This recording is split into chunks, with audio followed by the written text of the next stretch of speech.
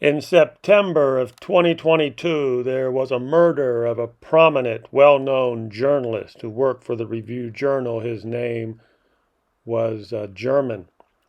And apparently, Robert Tellez has been charged with that crime. Now, I'm not here to say he's guilty or not guilty. He's been charged with the crime of murder against this well-known journalist who's been in Las Vegas for a long time. His name is German. And so they've arrested this guy. All I know is by looking at his face and his body language, it's very clear to me he has a Napoleon complex. But what's really, well, it should not be that surprising because politicians are not, they usually, their hands are not clean. But the man who is supposedly responsible for the murder, this Tellez guy, he comes from a prominent, high, powerful political family in El Paso. So I'm just going to post this story because, later on people might want to know what happened. And sometimes the information gets lost in the World Wide Web.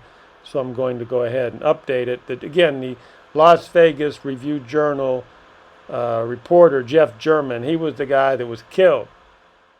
So what you're reading here, this is about Robert Tellez' high-powered, prominent political family from El Paso. This is all the dirt on the political dynasty from El Paso. We get all types who come to Sin City because they come here to get their riches and their glory. But Robert Tellez, he's hailing from a political dynasty in El Paso. He thought Las Vegas was here for his taking. The bright lights can sometimes go to your head if you're not careful. So I'll just let you read this article. It tells you all about the political dynasty family that he comes from in El Paso. And he comes to Las Vegas. He wanted to get rich and famous. But most importantly, for any politician, he wanted to get powerful. Sometimes it's really not about the money.